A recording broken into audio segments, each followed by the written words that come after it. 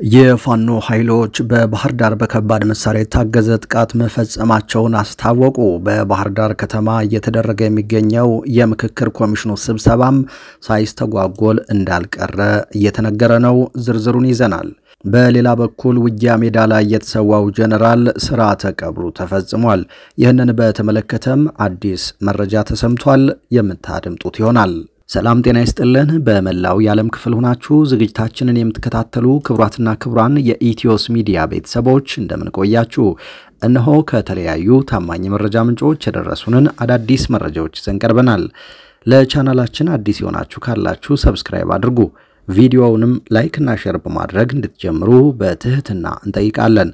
በቀጥታ ወደ መረጃዎቹ አለፍን። እስከ መጨረሻው ተከታተሉን።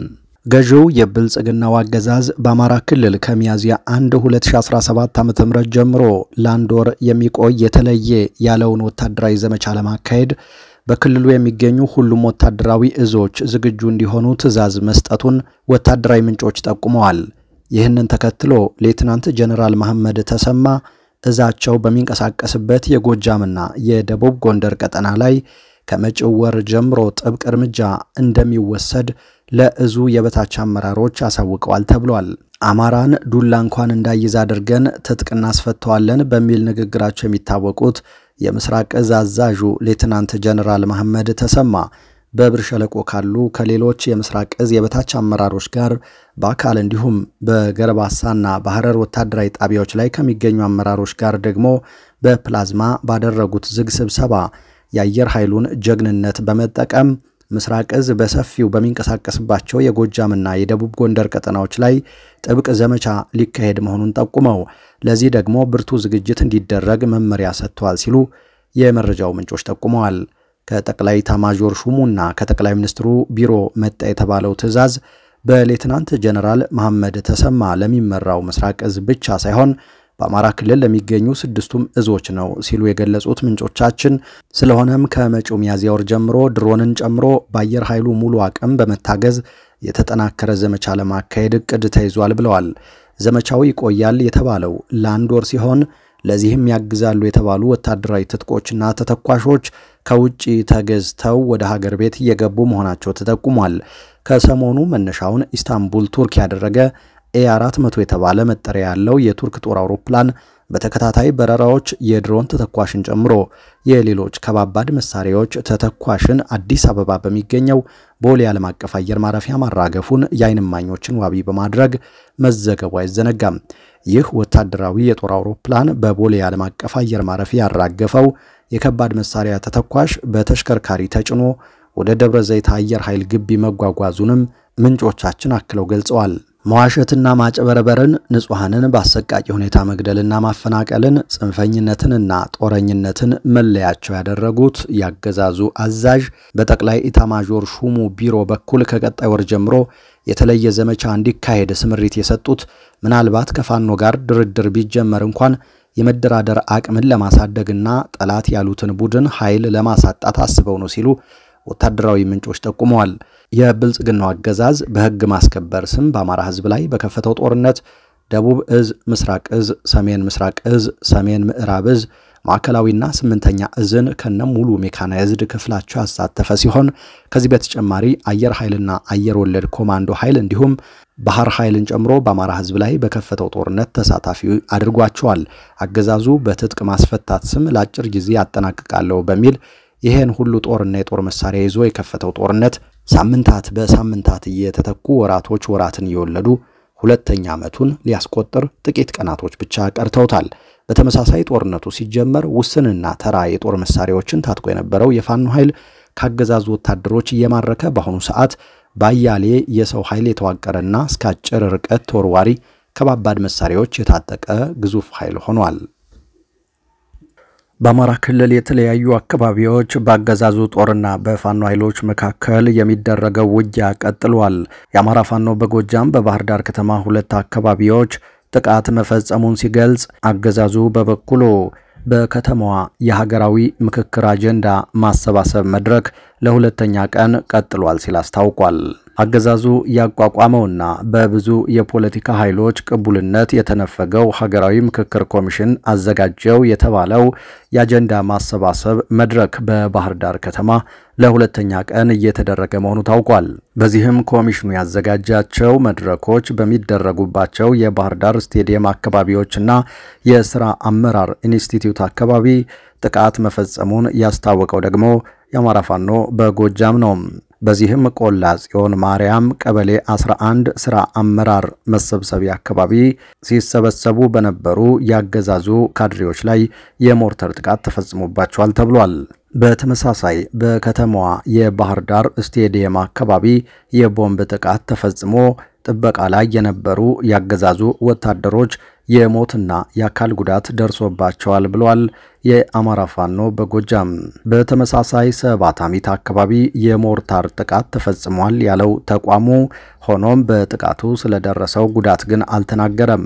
በሌላ በኩል በጎጃም ቡሬ ቀጠና ከ80 በላይ የሚሊሻ አባላት ከነሙሉ ትጥቃቸው ፋኖን መቀላቀላቸው ተሰምቷል።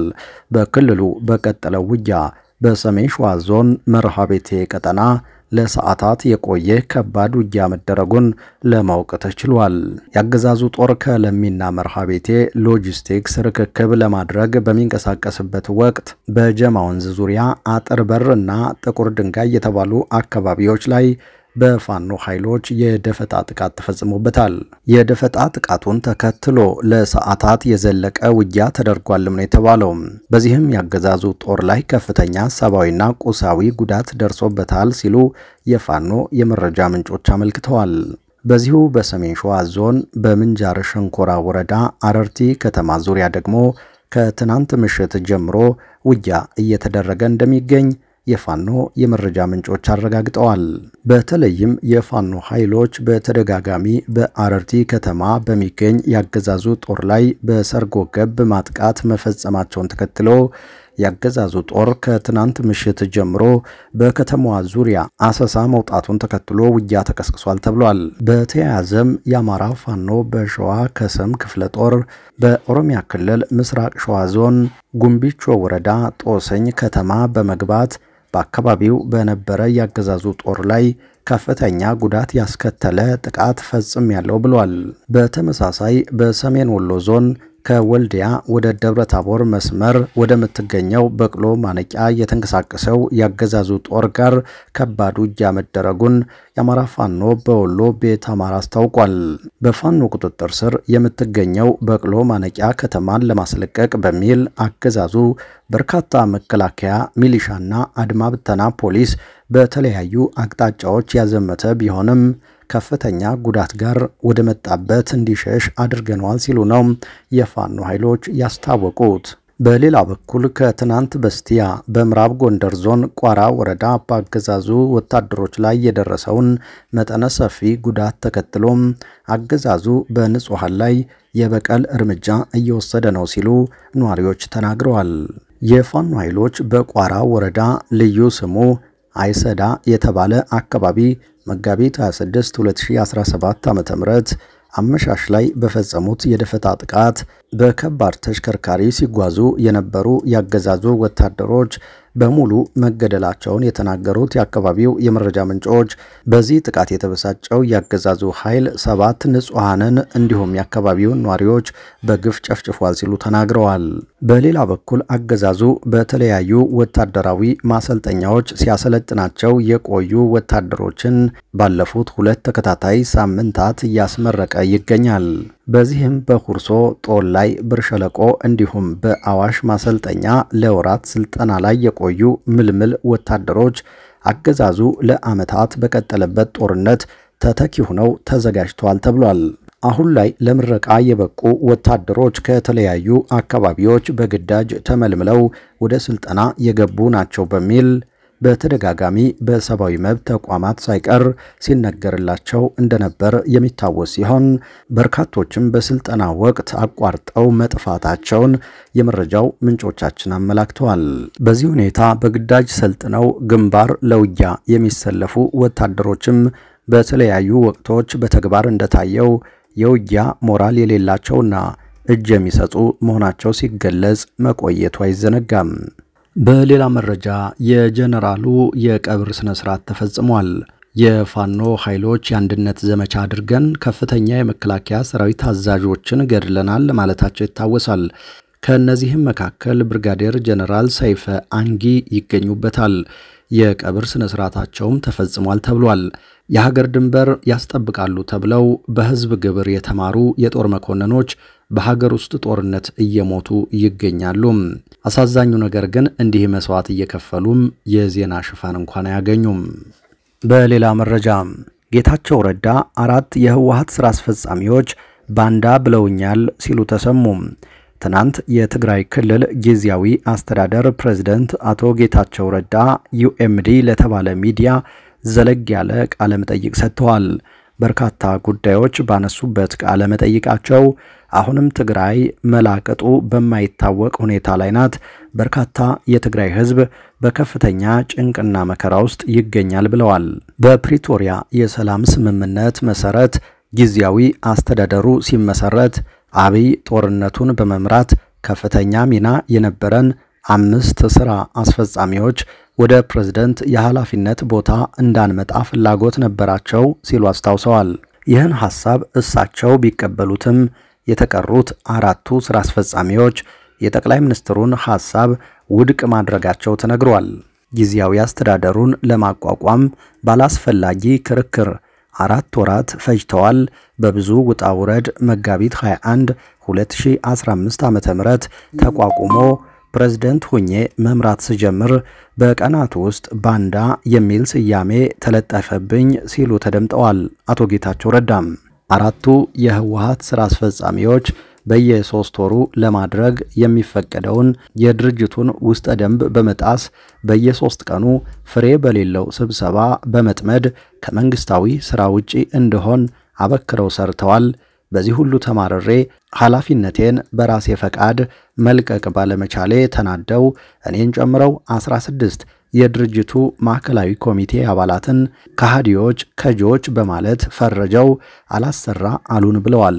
የተቀረውን የህወሓት የሥራ አስፈጻሚ በፕሪቶሪያ የተኩስ ማቆም ስምምነት እንደ ሽንፈት የሚቆጥር በተፈናቃዮች ዕጣ ፋንታ የሚቆምር ጊዜያዊ አስተዳደሩ የተሰጡት ተልእኮች እንዳይፈጸም ከላይ እስከታች በእቅድ የሥራ አደናቃፊ ብለውታል አቶ ጌታቸው ለውጥ የማይቀበሉ የተቸከሉ ሲሉ የገለጿቸው የህወሓት 4ቱ ስራ አስፈጻሚዎች እሳቸው ወደ ጊዜያዊ አስተዳደሩ ፕሬዝዳንት በመጡበት ማግስት የሚሰራ በሌለበት 55 የድርጅቱ ሰዎች በምክትል የሥራ ኃላፊ ደረጃ እንዲሾሙ ፕሮፖዛል እንዳቀረቡላቸው ይህንን ያህል ቁጥር ያለው ሥራ ሳይሰራ ደሞዝ የሚከፈለው አመራር ለመመደብ ቢቸገሩም ከክርክር በኋላም 35ቱን በግድ መመደባቸውን ገልጸዋል። ጡረታ የማይፈቀድበት ክልል ቢኖር ትግራይ ነው ያሉት አቶ ጌታቸው ከጦርነቱ በፊት 2012 ዓ.ም 800 ሚሊዮን ብር የነበረው የመንግስት ሰራተኞች ደሞዝ ጊዜያዊ አስተዳደሩ ተቋቁሞ ስራው በ2015 ዓ.ም ሲጀመር ከ1.2 ሚሊዮን ብር በላይ ማሻቀቡ በክልሉ ያለው ቅጥ ያጣ ብልሹ አሰራር የሚያሳይ ነው ብለዋል። አቶ ጌታቸው ረዳ 4ቱ የህወሓት ስራ አስፈጻሚዎች ሲሉ የጠቀሷቸው ደብረጽዮን ገብረ ሚካኤል፣ ወይዘሮ ፈትለወርቅ፣ አቶ ዓለም ገብረዋህድና አቶ ጌታቸው አሰፋ ናቸው። ክቡራትና ክቡራን ለዚህ ሰዓት ያዝናቸው አዳዲስ መረጃዎች እነዚህ ነበሩ። ከሰዓታት ቆይታ በኋላ በሌሎች መረጃዎች ድጋሚ እናገኛችኋለን። እስከዛው በያላችሁበት ሰላም